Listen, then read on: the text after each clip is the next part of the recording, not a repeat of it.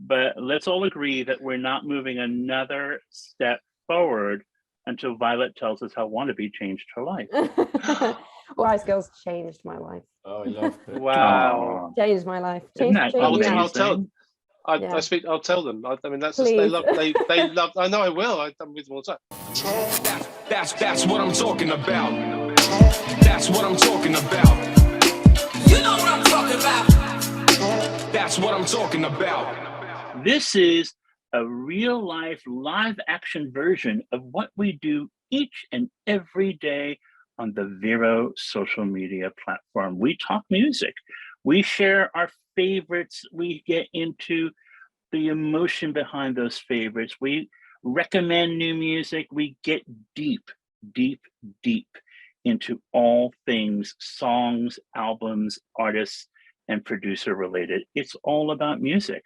And we have got an amazing episode today. We're going to talk about the art of writing a song. What goes into your favorite songs? I bet you never thought about that, but we're going to dig deep. And I've got two amazing guests today.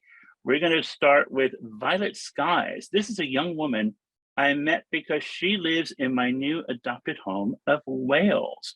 When she's not in LA, writing with a number of artists, including Diana Ross, Anne Marie, and Dua Lipa. She's also about to release her very first album called If I Saw You Again. It's coming out in June.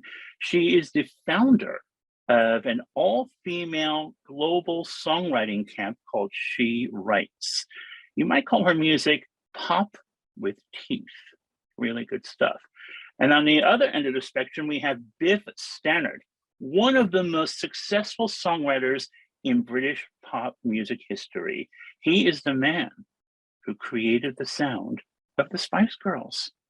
He wrote Wannabe, all their biggest hits, all their number ones. Plus, he wrote the breakout hit for Ellie Goulding Lights. He's written for Kylie Minogue, Little Mix, Leona Lewis, U2, and so many more. And he is still as active and as busy as ever.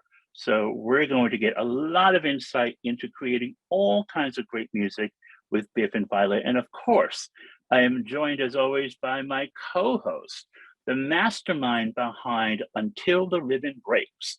He is funny and deep and emotional and truly brilliant. That is Pete Winfield. And we're going to get into so much as Pete gets us started with our VERO Recommends as we find out what makes great songs to our guests. Well, favorite song is definitely an impossible question for me, but it's instead of that, it's just two songs that you think are good examples of a great song, whatever that means to you. So, Biff, what do you reckon? I would always go with Blue Monday by New Order because it's a brilliant song and it was a genre defining, but it also changed my life in every way you could think possible. It made me decide to become a songwriter. It gave me the strength to realize that all the stuff going on in my head I can get out. It just represents, it's a song that represents everything to me that will always be the anchor point of my creativity, because it's just a juxtaposition of synthesizer music and rock and indie. And I always thought that that couldn't exist in my life. I thought I love disco, but I love punk. And then New Order came along and just went, poof. And that's why I will always quote. That'll always be my favorite song because it changed my life, really. Yeah. Love that. Absolutely love that. I think we only that answer means we only need that one, I think. All right. And Violet, how about you? So I feel like for me there is like two or three, but then my number one is still A Case of You by Joni Mitchell. I feel like that song is a perfect song. I feel like there are no mistakes in it. There's not, you can't go in and say, oh yeah, I would have changed that. Oh yeah, I would have changed that. The vocal is impeccable. The way she plays guitar is impeccable. I've tried. I don't know how she's doing that at the same time as singing live, because the rhythms are absolutely insane, as well as the chord changes. And she's playing it in open tuning. But the lines in it are don't know how she's managed to make something so poetic really catchy, and I think that's you know, just also she's, you know, she's doing like an A-B structure, which I guess was more common then, but even so less common now. There's no pre-choruses, it's just a verse, chorus, verse, chorus, verse, chorus situation. And I could drink a case of you and I'd still be on my feet. It's just the most insane line. And also, what's that line? I remember the time you told me that love was touching souls. Well, surely you touch mine, because a part of you pours out of me in these lines from time to time. And I thought, oh my God, that's what it is to be a songwriter. That's what it is to be a songwriter. And also, I think my dad played that for me when I was like 14. And he was like, you have to listen to these lyrics. And I think that was the first time I'd sat down and really listened about how it might relate to my life, rather than it necessarily being a pop song that I loved. Yeah, it was absolutely insane. I just think that, and nothing's ever topped that. I've spent my entire life chasing that song, but it's not happening. So Pete, now it's your turn. You don't think that being the co-host, you're going to get away without answering the question. So now it's my turn to say to you, give us your examples. It's so difficult, because even hearing those two answers makes my mind go like, oh yeah, and that, and join all the dots. But I think to what Biff said, I think one of mine has to be Teardrop by Massive Attack, because similarly for me, it was when I you know, I grew up, which I had no right doing, listening to rap and hip hop in Wales. But then I was also so obsessed with like songs that I heard my parents listen to, you know, whether it be Nina Simone or Pink Floyd, or all these amazing things. And then I heard Massive Attack and just went, oh, so you can just, you're allowed, yeah, exactly. And then and that's exactly when I started investigating samplers and stuff, because I was like, oh, you can actually throw it all in a pot. So for me, it was, you know, I'm always lyrics first, and it isn't even that with that song, because I still sometimes don't know what the lyrics are, but and so then even more, it's just something about it. So that would be my choice. So I got to tell you, as I listen to each of you share, each one of you captured an area of songwriting that's very special to me as a fan, as someone who wishes I had the talent to write music. It's one of the great losses of my life that I don't have that skill.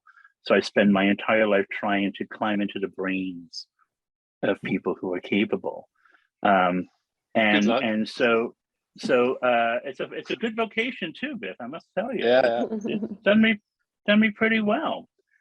So to that end, though, one of the things that excites me about each of you, and why I wanted each of you to participate in this conversation, is that you are each very unique in your own voices as writers.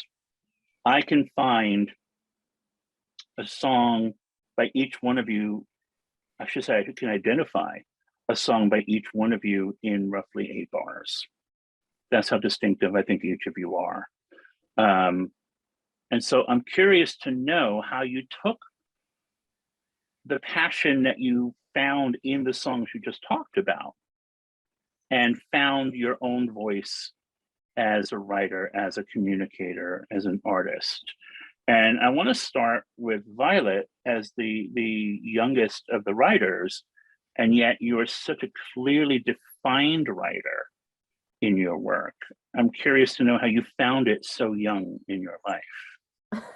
I don't feel young, but mostly trial and error. I've got to be super honest. I wrote some absolutely horrific songs really early on. But I do think ultimately there was a turning point for me when I went through a really bad breakup, actually, that allowed me to be a bit braver. And I do think the key for me, songwriting wise, other than there just being great melodies and stuff, is being as honest as I can, kind of to the point where I think either this song potentially might upset somebody, or I'm afraid to say this. And I think the more I've been confident with doing that, the better the response has been in terms of people relating to the music, and also just just forcing myself to dig a little deeper, I wrote very, very almost exclusively, probably about the age of, I wrote really honestly up until about the age of 18. And then after that, I kind of dropped off. I wrote exclusively in metaphors, which just didn't serve me as a writer. And now I've found it's the same when I write with other people. I'm asking them, but how do you really feel? And I do think once you dig down to that spot, the music just becomes so much more honest, and the writing itself gets easier. Mhm. So Biff, when you were talking about Blue Monday, even though I didn't know that was going to be your answer, it makes perfect sense because you, my dear friend, specialize in burying the intensity underneath vibrance that seduces the listener, and then suddenly, once they listen, pow. Okay. How did you learn how to do that? I don't know how I learned to do it. It's a fantastic question, I think. Similar to Violet, it all comes from emotion for me, because I it's quite well documented recently when I've done stuff that I come from quite an abusive childhood.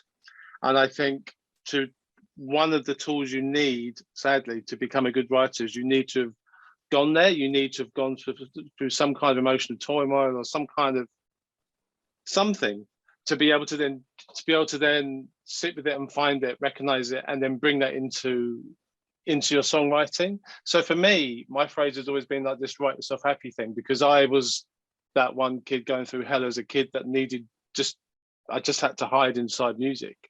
And so I learned from a really young age that it could lift my mood no matter what stuff was going on in my life. Music could completely lift me and take me somewhere else. And so what I've learned, and I'm still learning, we're all still learning, I guess, is to tune into the mood of the person that you're with, whether they're happy, sad, or whatever. And I think I can recognize that. It took me a long time to realize, but I realized that I can recognize that in people quite instinctively. Just when they walk in the door, I know what their mood's like, and I'll tune into how they're feeling, and I'll have a good chat, and then I'll try and bring out the truth or the reality of what's really going on. So it could be a really happy song. It could almost be a throwaway dance tune, right? But if that's how that person's feeling when they come in, it's one of the Little Mix, and they've just won X Factor, and they're like, woo! That's what I'm going to write about. I'm not going to say, oh, let's write this sincere, amazing. I'm going to write about how joyful they feel because they're like rabbit in headlights. Like, I'm famous. I'm good. I'll try and tap into that. Or I might write with someone like Ellie Goulding, who comes in and she's quite vexed, and she might have anxieties sometimes, like early on in her career, and I'll tune into that because I've had that in my life. So we'll talk about that and we'll write about it. So it's the same as Violet's saying. It's you learn to tune in, and you learn to feel. It's just got to be real. That's such a common thing, because it has to be real. And when it's real, it's easy. It's just like it just comes out. So let me take it one step further with you, Biff, if I may. When did you realize that two of the most seemingly happy genres of music are actually layered in sadness and melancholy, like Christmas music and disco? Right? They're both disco's about heartache. It's all about, like, so an example of a song I wrote is called Heartbreak Make Me a Dancer, Sophia Spexler, right? And that I wrote that the day after my previous relationship of 14 years, he'd left me for my best mate. It's all very dramatic. He'd walked out on me, and Sophie came down the next day and she was like, what's going on? I'm like, basically, this is what's going on. She goes, what are you doing? I said, I'm coming into this studio, getting really drunk on my own, playing all my favorite disco records and just dancing on my own until I'm almost in my underwear, just like a hot mess. And she goes, let's write about it. And we wrote Heartbreak Make Me a Dancer, because I was trying to dance myself into not feeling so broken, So, I mean, that's about as real as it gets. That's funny. It's one of the great hide in plain sight truths about disco music is that it's called cry dance. Typical cry dance, shouldn't it? Disco, and the best Christmas music, even One More Sleep that you wrote for Leona, is really about the sadness, the melancholy of how I hope it's not going to suck this time. It's about loss. You know? Yeah, initially, Yeah. initially, One More Sleep was us thinking about how everyone was feeling about having loved ones in the war and in the forces, and then they can't come home for Christmas. So that's how that started, which is kind of a bit too heavy. But it's about loss. One More Sleep's about loss, really.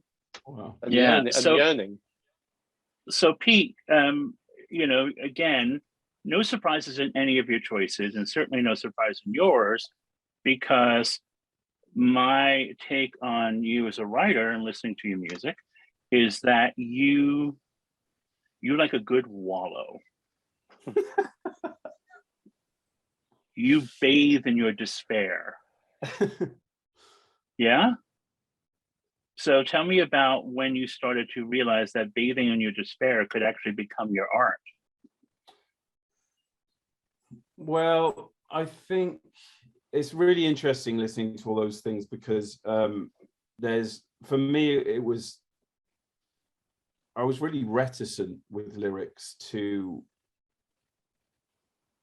want to be vulnerable. And for a long time, it was, you know, I was writing to write, I would say, like, how do you construct a good lyric? Like, where's the, almost like as if it was a joke writing, like set up, punch, not necessarily funny, but more the technicality of writing. And then I just, you know, similarly to everyone here, I agree with the authenticity thing, and that unfortunately that kind of vulnerability in writing comes from actual pain. And when I started tapping into that stuff, I realized that I didn't need to, the technical aspect went out the window, and it made me realize all those lyrics I love and all those people whose lyrics I really respond to, a bit like the Joni Mitchell lyric. What I think so fascinating about that song particularly is The Case of You, is if a lyric like that came into my mind, I would overanalyze it so much, thinking, oh, it's too much of a clever thing, but it's perfect. So yeah, it was when I stopped having those conversations constantly about what is writing and how do you do it, and just started writing, that it became something I fell in love with more, rather than like an exercise.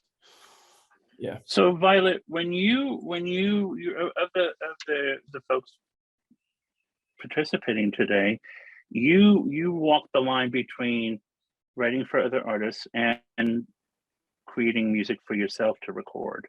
Mm-hmm. Where do you find the line between giving your personal story to someone else and protecting that story when you're writing, especially on this new album? This album is a very, very raw, intimate record, and I want to get into a couple of those songs before we finish today. But you know, you wrote a great song from Mabel and Tiesto, "God is a Dancer." You've written for Diana Ross. You know, you've had great success writing pop songs. How do you parse that out? I think sometimes there's a title or a concept that is incredibly unique, and that's something that I'll just keep in the back of my mind. When I say the back of my mind, I actually mean on my phone in the list, but I'll just usually keep those, and I'll know that that's for me. And when I go to a session, the main thing is I'm not doing a lot of like pitch writing as much as I used to. So God is a Dancer was a pitch song, and that was, I mean, I mostly had just been binging RuPaul's Drag Race, and I was hoping that maybe we might get it on the show. I didn't know that Tiesto or Mabel would take it, so that was a surprise to me.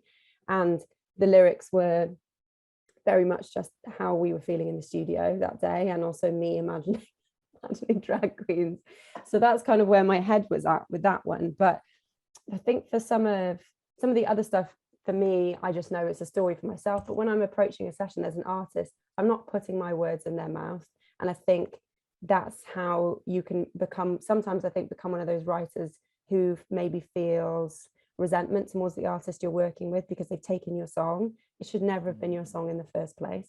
So I think it's a question of like, either you're willing to give a part, because the thing is, like, you know, you don't have to be in pain or necessarily have experienced deep trauma, but you need to be able to draw from it. And that's endless. There are a million ways to say that. And I don't feel stingy necessarily with sharing. I was in a session yesterday.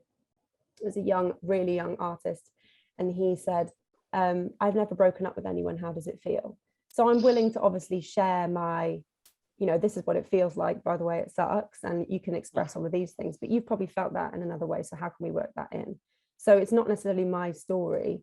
And therefore, I'm never feeling that feeling of resentment, mostly because I go in and say, how are you feeling? And I'll just ask them questions until they say something that's worth writing about, you know. Mhm. So what happens though, as your songs become better known? What happens when an artist comes to you and says, I want a song just like that? For example, one of the most powerful songs I've heard so far this year is Never Be Cool, which is your current single. It's from your new album. And I've messaged you about this. It's the most exquisite song that people who feel like they live on the outside of popularity as kids, Mm-hmm. they all relate to it. If it hasn't happened yet, I would imagine that at some point someone's going to say, I want a song just like that. Well, I think the So- thing is, because people know I'm a writer, I'm actually often approached by other artists. That actually happens a lot because they've heard my own stuff and they want me to write for them because they like my writing style. But it's weird, like you can't really replicate songs like that. And I've tried and they always come off a bit rubbish, because ultimately you're trying to copy something that was very much of a day. And I mean, I can't not be flattered if someone says, hey, can you write me a song? I like the way you write. Because to be honest, like that's my favorite part of music. So for the most part, I'm like, yeah, we can give it a go. But the chances are by the time you get a different group of people in the room, you're going to get a different song. And if they let me write it for them, then yeah, it probably come off sounding like one of my songs. But some contents are also quite difficult to replicate. I'm not sure how I could write Never Be Cool a slightly different way. Actually, you probably could, but I don't know.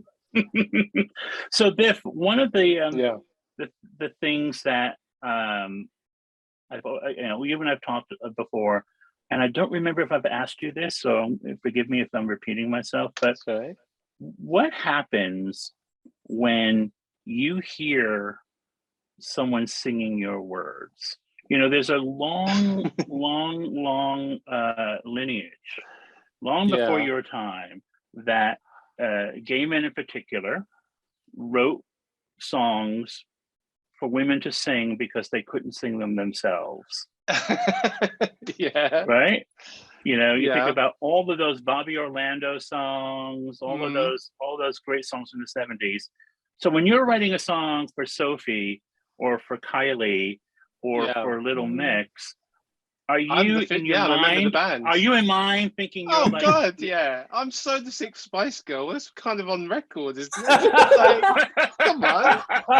That's something I kind of. Biff, I mean, what spice are you?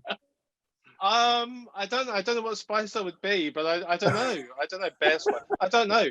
That'll do. That's it. Yeah, that'll do. No, man. Bear spice. That's a great point. Yeah, so I feel sometimes like it's like almost osmosis. I almost want to be. When with Kylie, I kind of wanted to be her before she was my friend and we worked together. So I think when I was such a fanboy of hers, she actually refers to me for kind of like fandom sometimes. She goes, have I done a song called that? I'm like, yeah, in 1990, stuff like that. And so before we met, I was such a fanboy. So she was a little bit like, okay. So I have to know the artist really well as a friend and as an artist. And if I'm going to do anything good with anyone, I've got to be a fan of them to start with. I can't be like that jobbing writer. I can't be that kind of like, okay, this is, we're right. Your label wants this kind of song. I will on purpose do the opposite because I don't care. I'll never write to spec ever. So I mean, the times I've been asked to write Wannabe 2, it's just ridiculous. It's like, okay, I'll just do the complete, because Wannabe in its essence is just chaos. So I'm like, okay, we'll just do something chaotic. Do you know what I mean? So I would like to point out that song did change my life. personally. Thank But you. That's I a, mean, that's a whole other story. No, that's so kind. And it's Also, lovely when does people no say one that. does no one is no one aware of the irony when they asked you to rewrite a song called "Wannabe"? Yeah. I mean, I'm going to. I have been asked by Simon Cowell. I remember Simon Cowell, bless him, saying to me, "I want to be two." He'd add two to the end of the "want to be two" or "two become one." Two. It's just like, oh man. Hey, "Wannabe this, 2" was a good name for it, though. we've been asked to want to be really. two so many times. They just put the two at the end of it, and we're like, what? Like a global like out. I've got no idea how we did it. Really, it was just a chaotic thing that we just captured. Do you know what I mean? And you're asking, you can't recreate these things. They just like Violet said, they just happened on that day, and then you just capture it, and then you're just like, oh, that's it, and then you just try and make it as good as possible, and you polish it, and you just want everyone in the room to be happy. You don't think about the rest of the world or A&R or anything. I don't. I just want everyone in the room to have a great time, you know. I have a question burning for Pete, but let's all agree that we're not moving another step forward until Violet tells us how "Wannabe" changed her life. Well, actually, in the Discuss. video, in the video for "Never Be Cool," there's I think I'm aged, I don't know, like 4 with my sister dancing in that video, and it's to that song. In the video, yeah. Like thank you. The Spice Girls changed my life. Oh, I love it. Wow. Changed my life. I'll tell. I'll tell them. I mean, that's just, they love. I know I will. I'm with them all the time. They love hearing stuff like that. For me, I suppose the legacy of it is that I hear things like that, and we're so proud of that. That's for me. That's the best thing that we've achieved, really.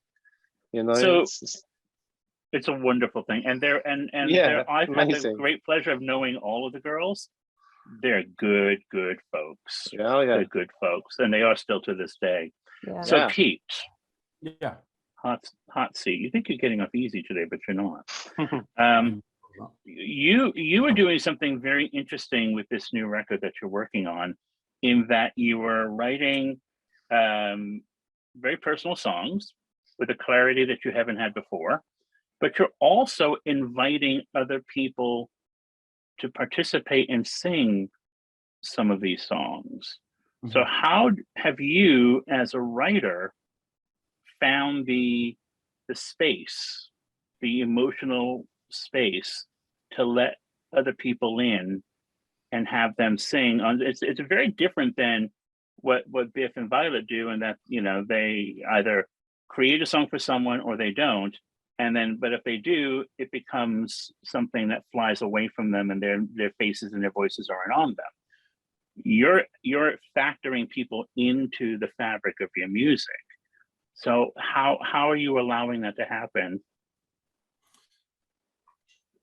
I mean, you touched on it, and I, as you know, I don't mind sharing it, is that the clarity Larry's talking about is that this is the first music record I've made sober. I've been sober for 5 years, and all the other records and albums I made and all the touring was absolute chaos.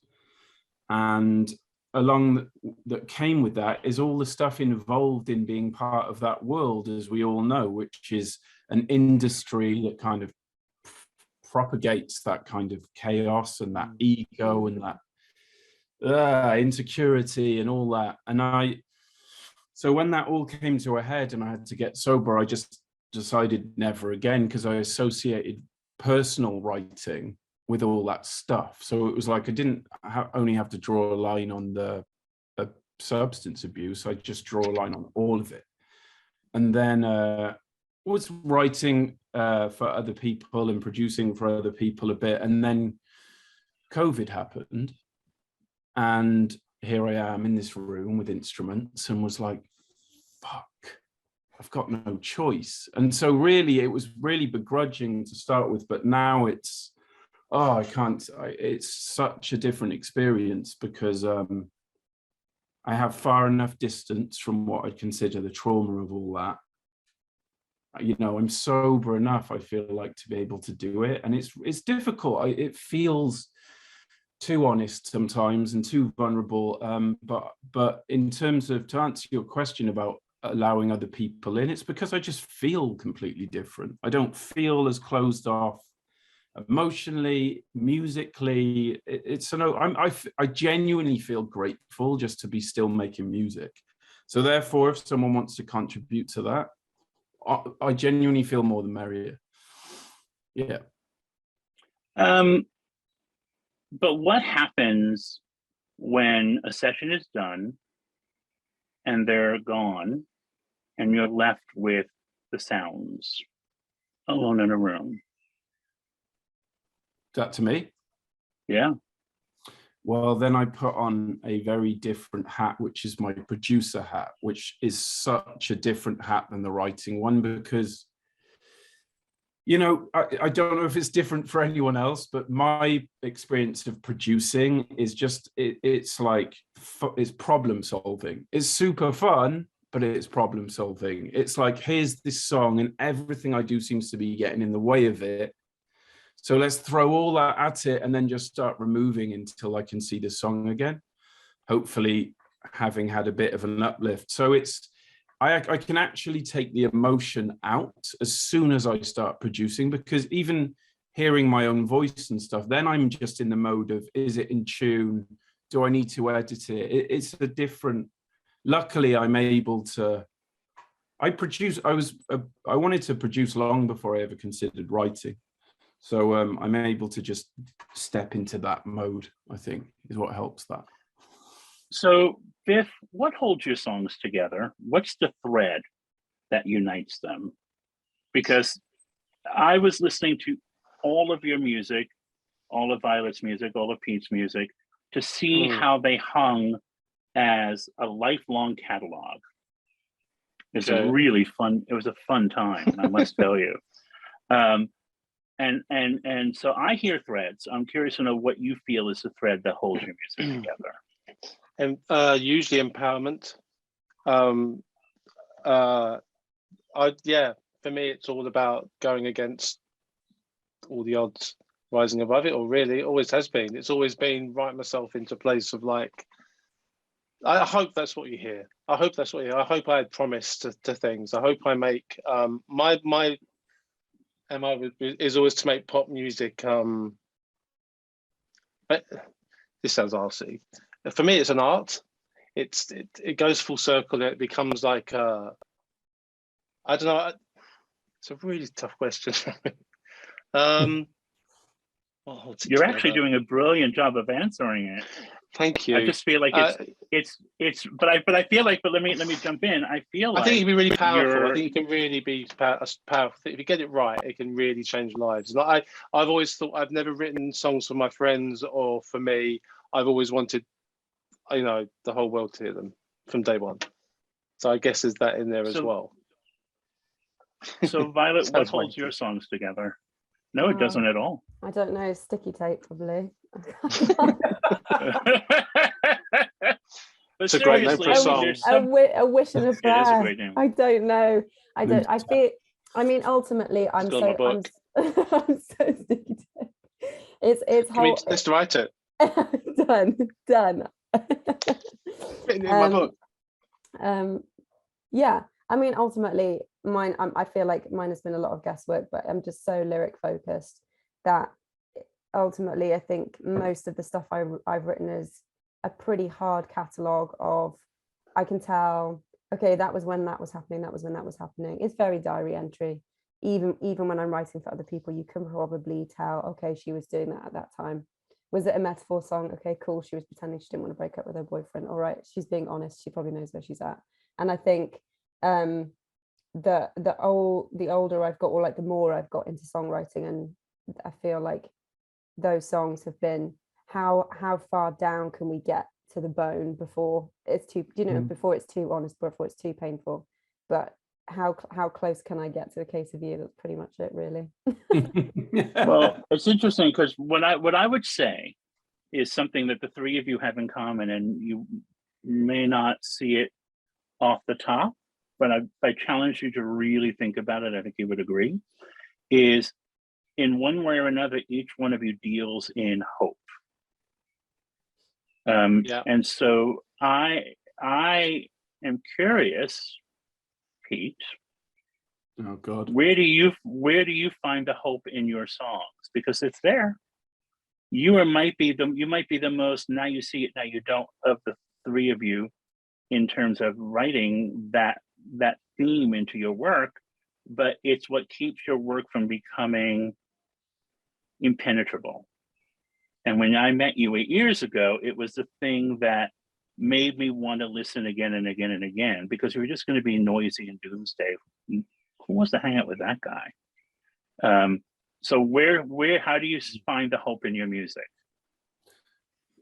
I mean, again, similarly to you, 8 years ago, I didn't want to hang out with that guy, and I was that guy. So in the writing, there was so much cynicism. Like, even if I was writing what I considered to be a love song, I was always writing myself a way out. It was always like from a defensive, like if, and like always a distance. I think the hope comes from just the authenticity of where I'm at now, is that I just have more, you know. It's really nice. I was really surprised when I was making this record, because it's also, I mean, you've heard some of it is reflected in the sonic choices as well. You know, I've been going to Nashville to record this gospel choir, and not in a way to make them do something dark. It's like to do to bring the joy to it. And I struggled with that for a bit. You know, I grew up on Portishead and Massive Attack. I'm just like rainy day music all day. And then I was hearing this hope in it, major chords, and thinking, oh no. And then I started embracing that, and it became it would have been inauthentic to not start doing that, because it's not how I feel anymore. First of all, I live in LA and the sun's shining. It's like I might as well be making reggae at this point. It's like I have to be authentic to where I'm at. So the hope just comes from that I have more. Simple as that. So we're coming toward the end of this this time that we're spending together, and so I want to ask you to each fantasize with me for a second. And we got a little bit of it about Wannabe from Violet, but I want to go further. I want to go inside the part of you that really wants to make music, even if it never gave you a dime.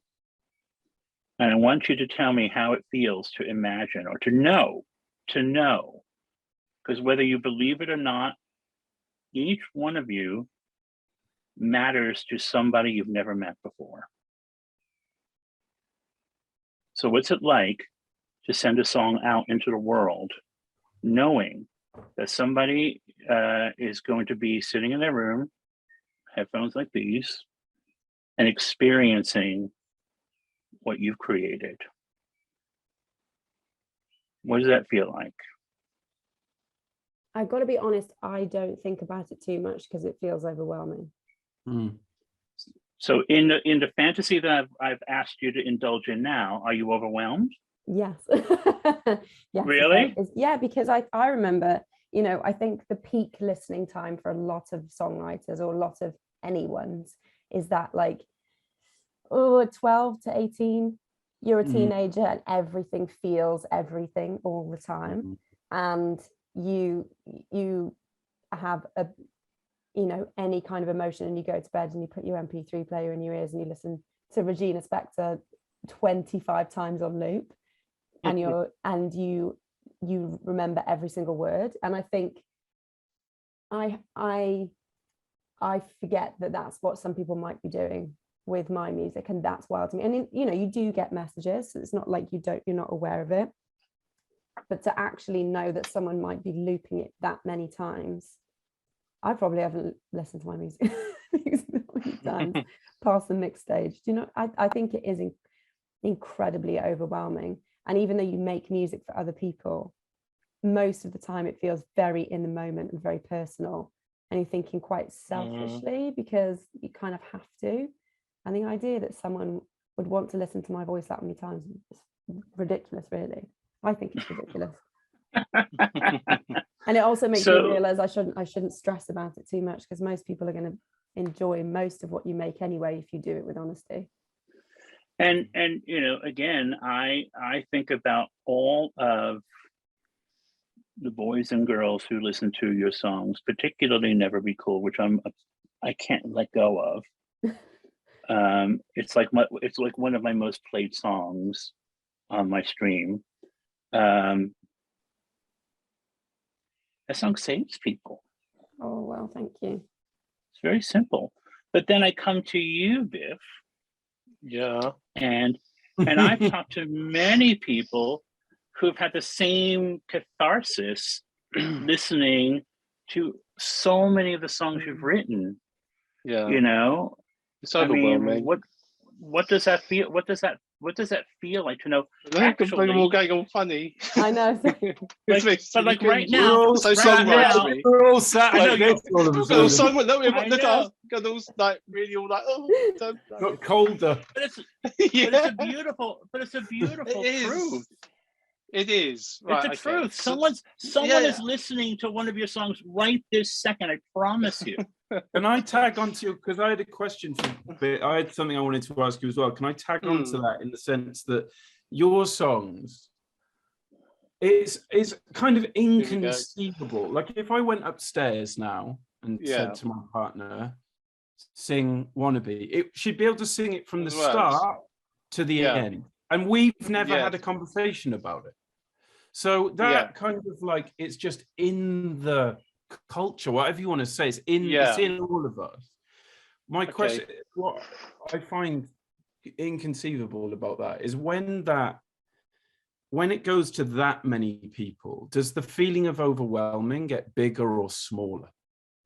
No, you get completely overwhelmed, and then you get into all kinds of joy and trouble. It's completely. I mean, I can't imagine what it's like for the artist, let alone us that produced and wrote it. You know, I mean, so it was Mother's Day the other day, so obviously, the song "Mama" then gets blitzed, and I got so many messages from that, and so many people. Well, thank you, and so many people, and I'm not going to lie and say that I get hundreds of messages. So I get so many people, sadly, that bury their mothers to Mama, and they thank me for that, or they get married to two become one, or I'm constantly getting stuff like that, and I think that possibly is the ultimate thing that you can achieve as a songwriter. For me, I never did it for the dollar, ever did it for the dollar. I wrote a song called Chocolate Ice and Chips for my mum when I was 6 to make her feel happy on a little piano, and that's why I did it. How's it go? Come on. No, it's a great title. It was for me. It was my mum, and I was a kid, and it was called Chocolate and Chips. You don't need to know. It's not a lot more lyrics. You did hand it over to PRS when you signed your pub deal, did you? I tell you what, it's as catchy as fuck though. Funny. But yeah, it's interesting when people think, oh, I've never done it for that. So if I had the choice now, it's like, oh, do you want to write with Adele or a brand new band with a band are just really giving me like feel? I'm like, I'll go for that new band every time, because the thought that I could then with them enjoy that journey is like, that's what I'm into. I just because it's changed my life, so I want to change others, you know. So does that kid that you talked about at the beginning of our gathering, does he feel a bit healed? Does he feel better? He's pretty much there now. He's pretty much there. He's pretty much there. He's there to help others now. So if I can help one person or more to get there as well, then job done for me. Wow. You know? Love that. So Pete, now I need for you to. I don't want to follow that. But I need for you to tell me really what it's like to know that even though your sense of humility and all of the therapy that we all experience in life disallows us to indulge in those fanciful thoughts that I'm forcing you all to deal with. How does it feel to know that you're not in a vacuum, that you're not shouting into the wind, that your music actually resonates? So recently I got a message from these are the ones that I can't, like, I had to, basically I got a message recently from this guy called Vishal, and it was on Instagram, and I noticed he was messaging from India. So the first thing I thought was, wow, how the fuck did an Until Rhythm Break song end up being listened to by someone in it? Incredible. And then he said, can I send you a video I've made or whatever? So I sent him my email address. It's like, it's the most beautiful choreographed dance, like it's insane. And it came with this email, and this was the bit, and it said, my dad caught me dancing on the balcony. He lives in this small village in India, and he thought his dad was going to be really proud of him dancing, but actually, and I didn't, it's such an amazing thing just to learn, is that unless you're dancing traditional Indian dance in India, it's not seen as, you shouldn't do it. So his dad was like, don't do this. And his whole community was kind of turned a blind eye and wouldn't accept that he wanted to dance. And basically his message was saying that hearing my music allowed him the feeling to be able to do it and feel strong about that. And I've called him and set up a thing, and I filmed him, and I asked him to talk about it, because I need to remember that sometimes. So it's overwhelming, but also it's like, it gives me fuel to burn. Like you said, Biff, I couldn't give a fuck about doing it for the money. I really couldn't. No. We wouldn't do music if that's what you wouldn't be very good at it. No, exactly. Yeah. So it's that, but I forget that, because you get lost in the email threads about publishing this and money this. And all the grown up stuff. Yeah, and then you get that one message, and it always comes when you don't expect it, and you're just like, well, that's going to see me for another 6 months. So I don't think people don't even realize what those messages do for writers. Like, fuck. Yeah. That'll write me another album. That one message, That. Well, I'll tell you what. The reason why I put the three of you on the spot as I did was because what I want to say as we bring this to a close is, what you do brings joy, it brings catharsis, it brings company, friendship, an imaginary shoulder to cry on, an imaginary person to hug and dance with, so many things. And to get to understand what your process is like has been beautiful, but I also wanted you to have a moment and think about what you mean to everybody else. And so I hope you can take that away. I want to thank Biff Stannard, Violet Skies, and of course my co-pilot Pete Winfield for joining us on Let's Talk Music. Now, as I mentioned, this is what we do on VERO every minute of every day. We get together and we talk about music, and we do it in a way that has soul and passion and joy. So join us on VERO, and join us for another edition of Let's Talk Music. I'm Larry Flick. We'll see you next time. You know what I'm talking about. That's what I'm talking about.